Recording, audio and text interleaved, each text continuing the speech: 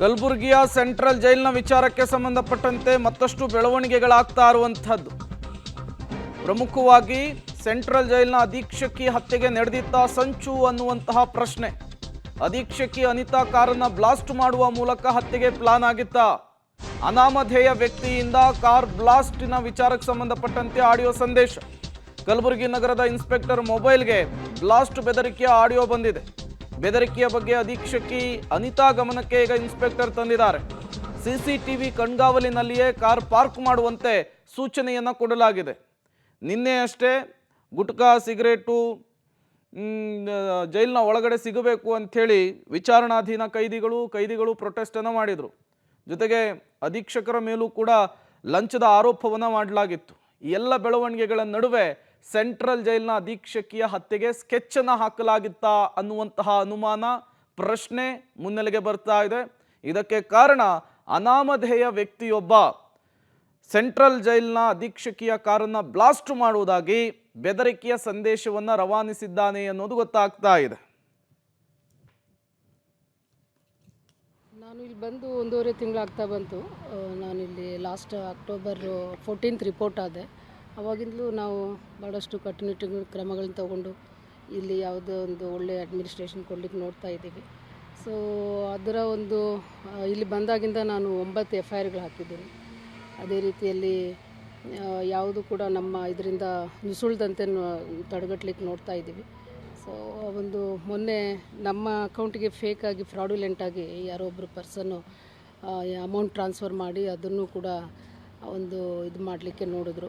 ಅದನ್ನು ನಾನು immediately complaint ಮಾಡಿದ್ದೀನಿ. ಅದರಲ್ಲಿ ಈ ರೀತಿಯಾಗಿ ಬ್ಲ್ಯಾಕ್ ಮೇಲ್ ಮಾಡ್ತಿದ್ದಾರೆ, ಇದೊಂದು ತಂತ್ರಗಾರಿಕೆ, ಇದು ನಮಗೂ ಆ ರೀತಿಯಾಗಿ ಅವರು ಟ್ರಾನ್ಸ್ಫರ್ ಮಾಡಿ ಅದನ್ನು ಅದು ಬಿಂಬಿಸ್ಲಿಕ್ಕೆ ನೋಡಿದ್ರು. ಅದನ್ನು ನಾನು ಇದು ಯಾರಿದ್ದಾರೆ ಇದರಿಂದ, ಆಮೇಲೆ ಈ ಒಂದು ಬ್ಲ್ಯಾಕ್ ಮೇಲ್ ತಂತ್ರಗಾರಿಕೆಯಲ್ಲಿ ಯಾರು ಕೈವಾಡ ಇದೆ ಅದನ್ನು ಪತ್ತೆ ಹಚ್ಚಿ ನೀವು ಕ್ರಮ ಕೈಗೊಳ್ಳಬೇಕಾಗಿ ಈಗಾಗಲೇ ನಾನು ಕಂಪ್ಲೇಂಟ್ ಕೊಟ್ಟಿದ್ದೀನಿ. ಅವರು ಮೇಯ್ನು ಡೀಟೇಲ್ಸ್ ಅನ್ನು ಕೊಡ್ತಾರೆ ನಮ್ಮ ಪ್ರತಿನಿಧಿ ಪ್ರವೀಣ್ ರೆಡ್ಡಿ, ನೇರ ಸಂಪರ್ಕದಲ್ಲಿ ಜಾಯ್ನ್ ಆಗಿದ್ದಾರೆ. ಪ್ರವೀಣ್ ರೆಡ್ಡಿ, ಒಂದು ಕಡೆ ಸೆಂಟ್ರಲ್ ಜೈಲಿನ ಅಧೀಕ್ಷಕರ ಮೇಲೆ ಲಂಚದ ಆರೋಪ, ಮತ್ತೊಂದು ಕಡೆ ನಿನ್ನೆ ಅಷ್ಟೇ ಗುಡ್ಕಾ ಸಿಗರೇಟು ಜೈಲಿನ ಒಳಗಡೆ ಸಿಗಬೇಕು, ಬೀಡಿ ಸಿಗಬೇಕು ಅಂಥೇಳಿ ಕೈದಿಗಳಿಂದ ಪ್ರತಿಭಟನೆ.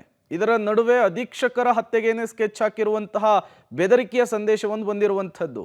ಕಲಬುರಗಿ ಜೈಲಿನಲ್ಲಿ ಏನಾಗ್ತಾ ಇದೆ ಅಂಥೇಳಿ ಪ್ರವೀಣ್?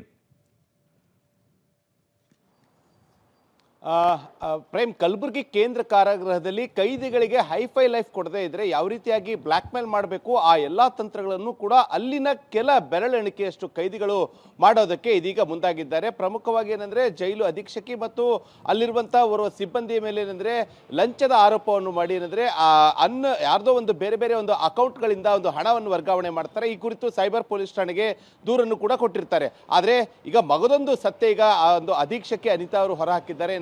ಅವರ ಒಂದು ಕಾರ್ ಬ್ಲಾಸ್ಟ್ ಮಾಡುವುದಾಗಿ ಕೆಲ ಅನಾಮಧೇಯ ವ್ಯಕ್ತಿ ಏನಂತಂದ್ರೆ ಓರ್ವ ಇನ್ಸ್ಪೆಕ್ಟರ್ಗೆ ಅಂದ್ರೆ ಆಡಿಯೋ ಮೆಸೇಜ್ ಅನ್ನು ಕಳುಹಿಸಿದ್ದಾರೆ.